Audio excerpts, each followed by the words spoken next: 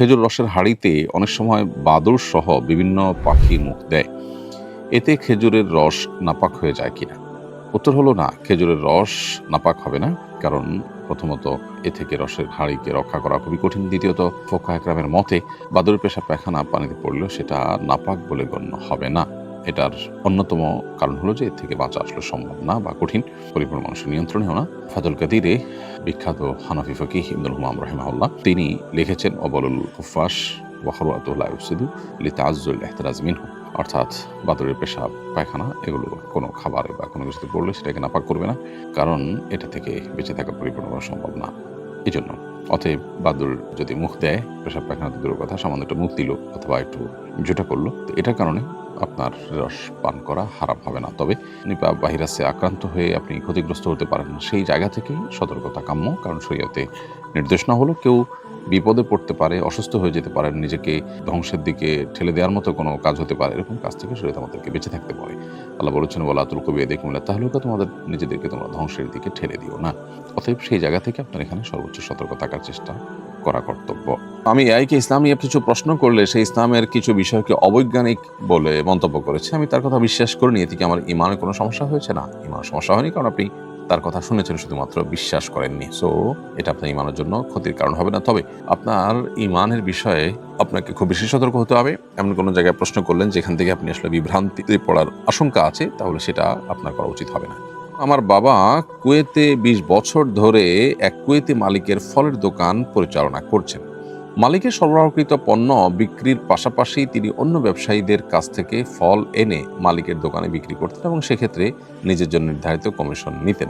বিষয়টি জানার পর দোকান মালিক এটিকে তার জন্য বৈধ বলে অনুমোদন দিয়েছেন। আমার বাবা ওই অর্থ দিয়ে ২টি বাড়ি নির্মাণ করেছেন। প্রশ্ন হলো, ওয়ারিস হিসাবে সেই সম্পদ কি আমার জন্য সম্পূর্ণ হালাল হবে? উত্তর হলো হ্যাঁ, অবশ্যই হালাল হবে।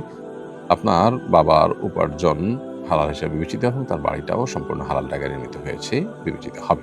মানসিক অসুস্থতার কারণে আত্মহত্যা করলে কি পরকালে পাপ হবে? আত্মীয়দের করণীয় কি? কেউ মানসিকভাবে অসুস্থ, ভারসাম্যহীন, তো তিনি তো অসুস্থ, যার কারণে যদি তার বুদ্ধি ইত্যাদি লোপ পাওয়ার কারণে ভালো মন্দ বিচার বিশ্লেষণ করবার ক্ষমতা না থাকে, হারিয়ে যায়, এরকম ব্যক্তি আত্মহত্যা করলে তার কোনো গুনাহ হবে না। কারণ লা ইউকাল্লিফুল্লাহু নাফসান ইল্লা উসআহা, মানুষের সাধ্যের বাইরে কোনো বিধান আল্লাহ তাআলা চাপিয়ে দেন না কারোর উপরে। তাছাড়া এরকম অসুস্থ মস্তিষ্কের মানুষ যারা, তাদের উপর থেকে কলম তুলে নেওয়া হয়, অর্থাৎ তাদের কোনো অপরাধ লেখা হয় না। তবে আত্মীয়স্বজন যারা আছে তাদের কর্তব্য তিনি যেন এরকম কোনো ভুল কাজ না করেন, সেজন্য যথাযথ দায়িত্ব পালন করা। তারা যদি সেটুকু করে থাকেন তারপর তিনি আত্মহত্যা করে ফেলেন, তাহলে সেক্ষেত্রে আত্মীয়দেরও কোনো গুনাহ হবে না। মূলত আত্মীয়রা তারা দায়িত্বটা কতটা পালন করলে সেটা হলো গুরুত্বপূর্ণ বিষয়।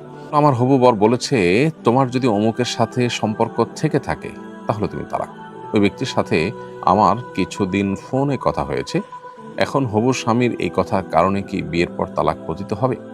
উত্তর হলো যে বিয়ের আগে তো তালাক হয় না। আপনার যিনি এখনো বর হননি, এখনো আগ্দ সম্পন্ন হয়নি, তার এই কথাটা অর্থহীন কথা হিসেবে বিবেচিত হবে এবং এর কারণে আপনাদের পরবর্তীতে বিয়ে হলে সেই বৈবাহিক সম্পর্ক নষ্ট হওয়ার কোনো প্রশ্ন উঠবে না। অতএব এটা নিয়ে আপনার দুশ্চিন্তার বিশেষ কোনো কারণ নেই। আমি আমার বন্ধুর রেফারে ভার্সিটিতে ভর্তি হই। ভর্তির ক্ষেত্রে কেউ রেফার করলে কর্তৃপক্ষ রেফারকারীকে ৫,০০০ টাকা দেয়। আমার ভর্তি করানোর কারণে আমার বন্ধু ৫,০০০ টাকা পাবে। আমি কি পরবর্তীতে তার কাছ থেকে সেই টাকাটা দাবি করতে পারবো? উত্তর হলো, রেফার করা দ্বারা যদি শুধু সুপারিশ উদ্দেশ্য হয় তাহলে এটার জন্য বিনিময় গ্রহণ করা জায়েজ নয়। যে শুধু দেখা দিলাম, শুধু এইটুকু, এটা সুপারিশ টাইপের যদি হয় তাহলে সেক্ষেত্রে এটা বিনিময় গ্রহণ করা জায়েজ নয়। কারণ এই বিষয়ে আবু উমামা আল বাহির রাদিয়াল্লাহু তাআলা থেকে একটা হাদিস বর্ণিত হয়েছে। আবু দাউদ নবী করিম সাল্লাল্লাহু আলাইহি ওয়াসাল্লাম ইরশাদ করেছেন, মান শাফা আলি আখিহি বিশাফাআতিন ফাউহদিয়া লাহু হাদিয়া, যে ব্যক্তি কোনো কারোর জন্য সুপারিশ করলো কোথাও এবং এর বিনিময়ে সে যদি হাদিয়া পায়, তাহলে সে হাদিয়া সে যদি গ্রহণ করে তাহলে সে এবার একটা দুয়ারকে ওপেন করলো। এখানে নবী সাল্লাল্লাহু আলাইহি ওয়াসাল্লাম পরিষ্কারভাবে নিষেধ করেছেন সুপারিশ করে তার বিনিময়ে গ্রহণ করার বিষয়টি। আর যদি রেফার করার জন্য দৌড়ঝাঁপ করতে হয়, পরিশ্রম করতে হয়, কোনো শ্রম দিতে হয়, কিছু না কিছু করতে হয়, তাহলে সেক্ষেত্রে এটা বিনিময় গ্রহণ করা জায়েজ আছে। অবশ্য বিশ্ববিদ্যালয় কর্তৃপক্ষের সঙ্গে আপনার বন্ধুর চুক্তি যদি থাকে যে রেফার করলে চুক্তি মোতাবেক সে পারিশ্রমিক পাবে না এবং তার জন্য তার কিছু না কিছু শ্রম থেকে থাকে, তাহলে সেক্ষেত্রে সেটা আপনার বন্ধুর জন্য না জায়েজ আছে এবং সেটা আপনি তার সেখান থেকে কোনো অংশ দাবি করার কোনো অধিকার আপনার থাকবে না। অবশ্য আরেকটা জিনিস খেয়াল করতে হবে এখানে, যে কোনো প্রকার প্রতারণা যেন না হয়। অর্থাৎ যে প্রতিষ্ঠানে রেফার করছি, আমি ৫,০০০ টাকা পাবো দেখে একজনকে রেফার করলাম, সেটা তার জন্য যদি অকল্যাণকর হয় তাও তাকে রেফার করলাম, এটা হলে তার হক নষ্ট হবে। আমার উপর সেজদায় সাহুদ ছিল, কিন্তু আমি ভুলে তাশাহুদের পর দুরুদ ও দোয়া মাসুরা পড়ে দুই দিকে সালাম ফিরিয়ে দেই। এরপর স্মরণ হলে সেজদায়ে সাহু দেই, এতে নামাজ হয়েছে কিনা? উত্তর হলো সালাম ফেরানোর পর সালাত পরিপন্থী কোনো কাজ করেননি, কিবলামুখী আছেন, এই অবস্থা মনে হয়েছে, তখন আপনি সেজদায়ে সাহু দিয়ে নামাজ শেষ করেছেন, তাহলে আপনার নামাজ হয়ে গেছে। আর যদি উঠে গিয়ে থাকেন, কিবলা থেকে অন্য কোনো দিক ফিরে গিয়ে থাকেন, তাহলে সেক্ষেত্রে আর সেজদায়ে সাহুতে এটা কুলাবে না, আপনার নামাজ নষ্ট হয়েছে বলে ধর্তব্য হবে। আমার উপর সেজদায়ে সাহু ছিল, কিন্তু আমি ভুলে তাশাহুদের পর দুরুদ ও দোয়া মাসুরা পড়ে দুই দিকে সালাম ফিরিয়ে দেই। এরপর স্মরণ হলে সেজদায়ে সাহু দেই, এতে নামাজ হয়েছে কিনা? উত্তর হলো সালাম ফেরানোর পর সালাত পরিপন্থী কোনো কাজ করেননি, কিবলামুখী আছেন, এই অবস্থা মনে হয়েছে, তখন আপনি সেজদায়ে সাহু দিয়ে নামাজ শেষ করেছেন, তাহলে আপনার নামাজ হয়ে গেছে। আর যদি উঠে গিয়ে থাকেন, কিবলা থেকে অন্য কোনো দিক ফিরে গিয়ে থাকেন, তাহলে সেক্ষেত্রে আর সেজদায়ে সাহুতে এটা কুলাবে না, আপনার নামাজ নষ্ট হয়েছে বলে ধর্তব্য হবে। এরপরে প্রশ্ন হলো, এনআইডির সাথে যাদের পাসপোর্ট মিলে না তাদের ভিসা আবেদন করতে পারে না, এই আইন কিছুদিন যাবৎ হয়েছে।